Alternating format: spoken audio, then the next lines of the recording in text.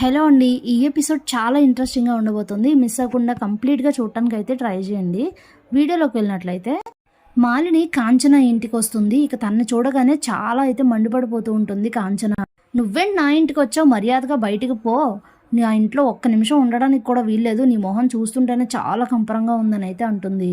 శివనారాయణ కూతురు కదా, ఆ మాత్రం పౌరుషం ఉండడం మామూలేలే అని అంటుంది మాలిని. మా నాన్న మచ్చలేని మనిషి, మంచి మనసున్న మహారాజు, ఆయన పేరెత్తడానికి కూడా నీకు అర్హత లేదు, పో మర్యాదగా బయటికి అని అయితే గట్టిగా ఉంటుంది. అవునులే, ఎంత నీ జీవితం మారిపోయినా, ఎలా ఉండే నీ లైఫ్ ఎలా అయిపోయినా, నీ భర్త రెండో పెళ్లి చేసుకున్నా, మీ నాన్న ఆస్తిలో వాటా ఇవ్వకుండా నిన్ను ఇంట్లో నుంచి గెంటేసినా, నీ కోడల్ని తీసుకెళ్లి తన ఇంటి పని మనిషిని చేసినా, ఎన్ని చేసినా మీ నాన్న మచ్చలేని మహారాజే, మంచి మనసున్న మనిషి. ఆ మాట నన్ను నీకేం అనిపించట్లేదా అని అంటుంది మాలిని. అప్పుడే కార్తీక్ వచ్చి ఇష్టం వచ్చినట్లు మాట్లాడితే మర్యాదగా ఉండదు పిన్ని, మీ మర్యాద మీరు కాపాడుకోండి, వచ్చిన దాన్నే బయటకు వెళ్ళిపోండి అని అయితే అంటాడు.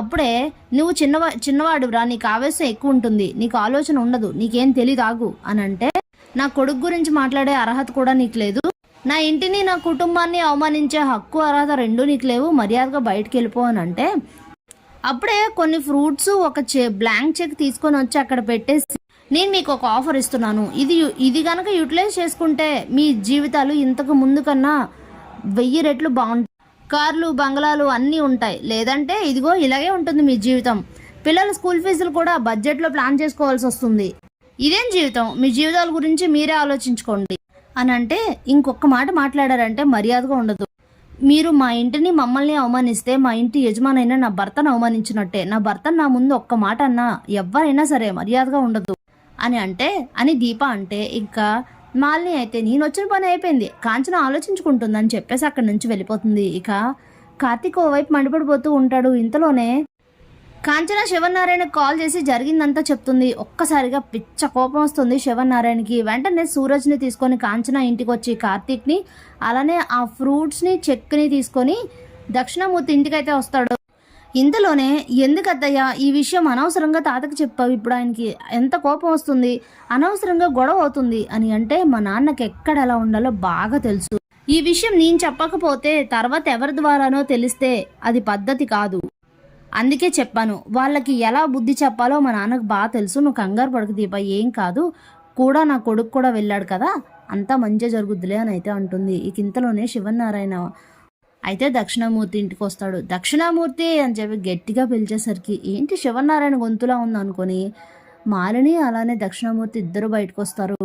ఇక తన కార్తీక్ చేతిలో ఉన్న ఫ్రూట్స్ చెక్కు చూసేసరికి మాలినికి అయితే అర్థమైపోతుంది, ఇదేంటి వీళ్ళు డైరెక్ట్గా ఇవన్నీ తీసుకొని మా ఇంటికి వచ్చారు, ఇప్పుడు నేను వాళ్ళ ఇంటికి వెళ్ళి అన్న మాటలన్నీ మామయ్య గారికి చెప్తారా ఏంటి, చెప్తే ఏంటి పరిస్థితి అని ఆలోచిస్తూ ఉంటుంది. ఏంటి ఇలా వచ్చారు మా ఇంటికి, ఫ్రూట్స్ అలానే ఏదో కవర్ కూడా తీసుకొని వచ్చారు, మమ్మల్ని మీతో కలిసిపోమని అడగడానికి వచ్చారా అని అడుగుతుంది మాలిని. ఇంకొక్క మాట మాట్లాడావంటే ఆడపిల్లవన్న గౌరవం కూడా పోగొట్టేసుకుంటావు నువ్వు, నా కూతురు ఇంటికి వెళ్ళి నువ్వు అన్న మాటలు, నువ్వు చేసిన పనులు చేస్తలు అన్నీ నాకు చెప్పింది నా కూతురు, ఏంటి నీతో కలిసిపోమని నా కూతురికి బ్లాంక్ చెక్ ఇచ్చావంట అనేసరికి ఒక్కసారిగా దక్షిణామూర్తి అయితే షాక్ అయిపోతారు. ఏంటమ్మా ఇది అని అడిగితే, అది మామయ్య గారు నేను అని చెప్పబోతూ ఉంటే ఒక్క మాట కూడా మాలిని మాట్లాడనివ్వకుండా కార్తీక్ అలానే శివనారాయణ ఇద్దరు కూడా గట్టిగా సమాధానం చెప్తారు.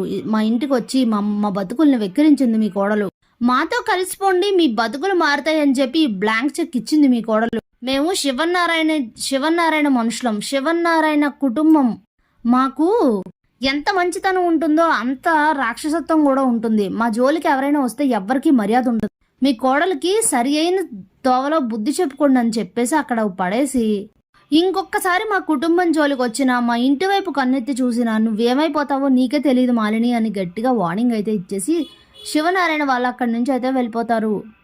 ఇక ఇదంతా చూసిన దక్షిణామూర్తికి అయితే చాలా కోపం అయితే వస్తుంది.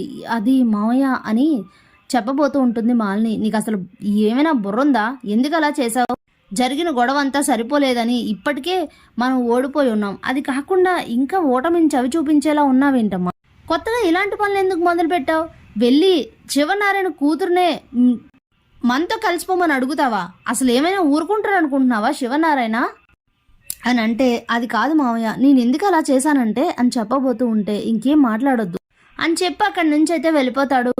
నువ్వెంత కోప్పడినా నువ్వెంత ఇదైనా నాకైతే నష్టం లేదు. నేను ఆ కుటుంబ పతనానికే అడుగులు వేస్తూ ఉన్నాను.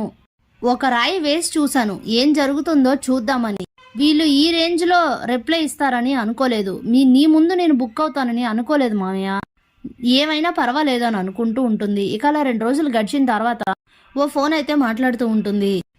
అయితే తను వాళ్ళ ఫ్రెండ్తో మాట్లాడుతూ ఉంటుంది. ఎలా అయినా సరే శివనారాయణ కుటుంబాన్ని పతనం చేసే వరకు, ఆ కుటుంబం అంతా కూడా దిక్కు లేకుండా రోడ్డును పడేంత వరకు నాకు నిద్రే పట్టదు. దీనంతటికీ కారణం సుమిత్ర. ముందుగా దాని భరతం పట్టాలి. దాన్నైతే వీలైతే ఈ భూమి మీదే లేకుండా చేస్తానని అయితే ఫోన్ మాట్లాడుతూ ఉంటుంది. ఆ మాటలు వింటాడు దక్షిణామూర్తి. ఒక్కసారిగా ఇదేంటి, నా కోడలు చాలా మంచిది అనుకుంటే ఇలా ఆలోచిస్తుంది, ఇలాంటి పనులు ప్లాన్ చేస్తుంది ఏంటి, నా కూతుర్నే చంపేస్తుందా, అంత ఉందా నీకని చెప్పేసి దక్షిణామూర్తి వచ్చి మాలినితో అయితే చూసేసరికి షాక్ అయిపోతుంది. ఏంటి మామయ్య అని అంటే, నీ అసలు రూపం తెలిసింది. నువ్వు ఇంత రాక్షసు అని అనుకోలేదు. నా కూతుర్ని చంపేద్దాం అనుకుంటున్నావా? నువ్వు ఒక్క నిమిషం కూడా నా ఇంట్లో ఉండడానికి వీల్లేదు, బయటికి పో అని అయితే అంటాడు. అయ్యో మామయ్య అది కాదని చాలా మేనేజ్ చేయడానికి అయితే ట్రై చేస్తుంది. ఇక అది కుదరక గట్టిగా గసిరేసరికి, సరే మామయ్య నా లగేజ్ తెచ్చుకుంటాను, వెళ్ళిపోతానులేండి అని చెప్పి లోపలికి వెళ్ళి లగేజ్ కాకుండా వెళ్ళి రివాల్వర్ తీసుకొని వచ్చి మామయ్య అని పిలుస్తుంది. వెనక తిరిగి చూసేసరికి గన్ తనకి షూట్గా పెడుతుంది. ఏంటిది మాలిని అని అడిగితే, చావు. నా పగకి ఎవరైనా అడ్డొస్తే ఎవ్వరని కూడా ఆలోచించను. నా భర్త నా కొడుకే నాకు దూరం అయ్యారు. అలాంటప్పుడు నువ్వు నాకు లెక్క.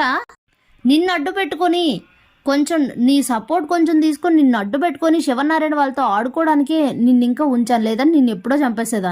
చావు అని చెప్పి దక్షిణామూర్తిని అయితే షూట్ చేస్తుంది. అమాంతం అక్కడే పడిపోతాడు దక్షిణామూర్తి.